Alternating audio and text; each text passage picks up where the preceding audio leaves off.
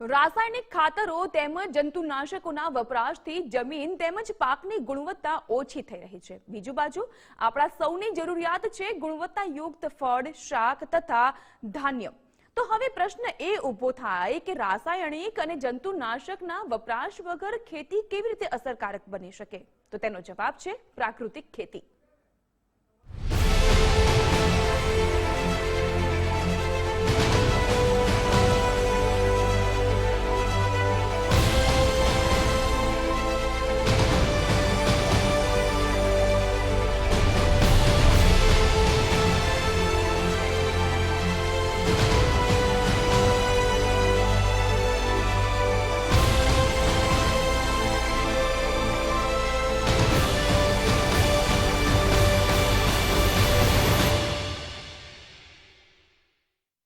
આપણે સૌ જાણીએ છીએ કે પ્રકૃતિ એ પૃથ્વી પર માનવજાતની કૃષિ રૂપે અનેક ગણા આશીર્વાદ આપ્યા છે।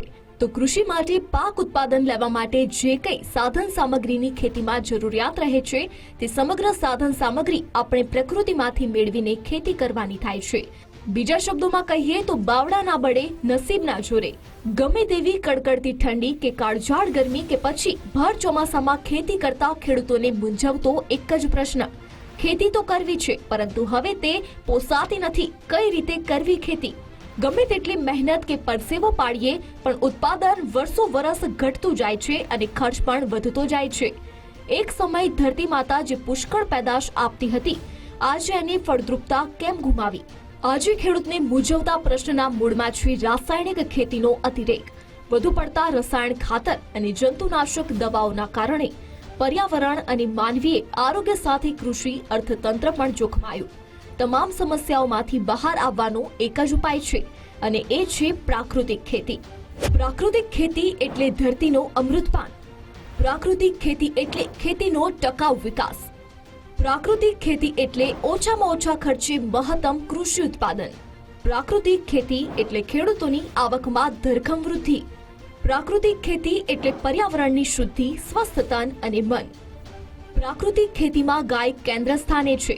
ગૌ સંવર્ધનની સાથે આદર્શ પ્રાકૃતિક ખેતી માટે ઉપકારક ગાય અને ગૌમૂત્ર તથા ગોબરમાંથી રાસાયણિક ખાતરના પર્યાય સમાન જીવામૃત અને ધન જીવામૃતની દાતા આપણી ગાય માતા જ છે। પ્રાકૃતિક ખેતીમાં અમૃત સમાન જીવામૃતનો ઉપયોગ થાય છે, જે પ્રાકૃતિક ખેતીનું કેન્દ્રબિંદુ છે। પ્રાકૃતિક ખેતીના ફાયદા: ખેતીનો ખર્ચ નહિવત। રાસાયણિક ખાતરો અને જંતુનાશક દવાનો ખર્ચ શૂન્ય। ખેડૂતોએ કોઈ વસ્તુ બહારથી લેવાની જરૂર નહીં। ખૂબ ઓછા પાણીની જરૂરિયાત। ઓછા ખર્ચમાં વધુ ઉત્પાદન થાય। સારી માંગ અને યોગ્ય કિંમત મળે। ખેડૂતોની આવકમાં વધારો થાય। પ્રાકૃતિક ખેતીના આધાર સ્તંભ: જીવામૃત, બીજામૃત, આચ્છાદાન, ભેજ, જંતુનાશક, પ્રાકૃતિક ઔષધો। આપણા વડાપ્રધાન શ્રી નરેન્દ્રભાઈ મોદી અને આપણા મૃદુ અને મક્કમ એવા લોકલાડીલા મુખ્યમંત્રી શ્રી ભૂપેન્દ્રભાઈ પટેલે ખેડૂતોની આવક બમણી કરવા માટે પ્રાકૃતિક खेती अपनाववा धरतीपुत्रों आह्वान કર્યું છે। भाइयों और बहनों, नेचुरल फार्मिंग से जिन्हें सबसे अधिक फायदा होगा वो है हमारे देश के 80% छोटे किसान। वो छोटे किसान जिनके पास 2 हेक्टेयर से भी कम भूमि है, इनमें से अधिकांश किसानों का काफी खर्च केमिकल फर्टिलाइजर पर होता है। अगर वो प्राकृतिक खेती की तरफ मुड़ेंगे तो उनकी स्थिति और बेहतर होगी। हजारों किसान प्राकृतिक खेती को अपना चुके हैं। इनमें से कई तो स्टार्टअप्स हैं, नौजवानों के हैं। केंद्र सरकार द्वारा शुरू की गई परंपरागत कृषि विकास योजना से भी उन्हें लाभ मिला है। माननीय वडाप्रधान श्री, माननीय राज्यपाल श्री અને માનનીય મુખ્યમંત્રી શ્રીના અથાગ પ્રયત્નોને કારણે રાજ્યના ધરતીપુત્રોના પુરુષાર્થને પરિણામે અંદાજે 2 લાખ એકરમાં પ્રાકૃતિક ખેતી થઈ રહી છે।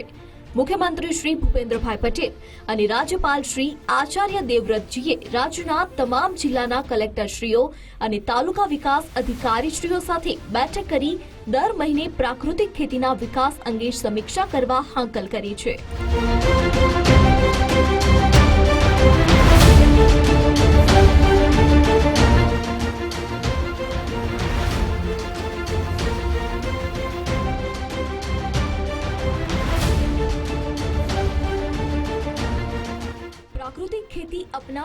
આજના અનેક ખેડૂતોએ સાચા અર્થમાં પ્રકૃતિનું સંવર્ધન તો કર્યું છે, પણ સાથોસાથ કૃષિ ક્ષેત્રે પણ કમાલ કરી છે.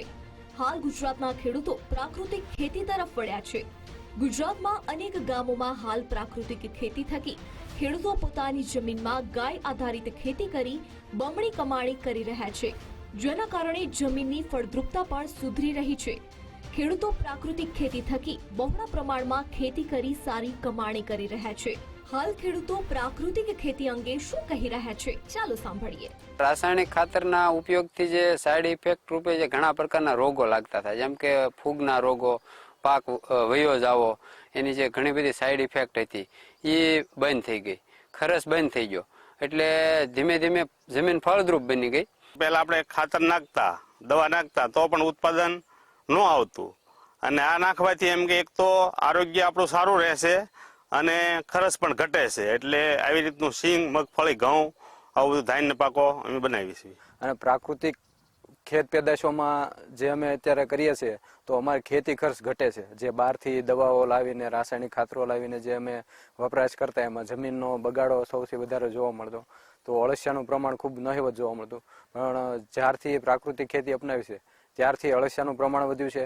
બહારની જે દવાઓ, ખાતર, એના ખર્ચા ઘટ્યા છે. સમગ્ર દેશમાં આજે કેટલાય ગામ પ્રાકૃતિક ખેતી તરફ વળી રહ્યા છે, કારણ કે એનાથી ખેડૂતોના જીવનમાં ઉન્નતિ આવી રહી છે. પ્રાકૃતિક ખેતી જ્યારે કૃષિ ક્ષેત્રની વર્તમાન તમામ સમસ્યાઓના ઉકેલ માટેનો સશક્ત વિકલ્પ છે, ત્યારે આપણે પ્રકૃતિના સંવર્ધન સાથે કૃષિ અર્થતંત્રને સમૃદ્ધ કરી પુનઃ કૃષિ સંસ્કૃતિ, ખેડૂત, ખેતી અને ધરતી માતાને પ્રાકૃતિક ખેતી દ્વારા સમૃદ્ધ કરવી તેમજ પ્રાકૃતિક ખેતીની સાર્થકતા સમાયેલી છે. તો આજ તો છે આત્મનિર્ભર ખેડૂતો, જે લાવી રહ્યા છે ગામ ગામ સમૃદ્ધિ અને નિર્માણ કરી રહ્યા છે આત્મનિર્ભર ભારતનું. પ્રાકૃતિક ખેતી એટલે સમૃદ્ધ કૃષિ અર્થતંત્ર. Bureau report, Gujarat post.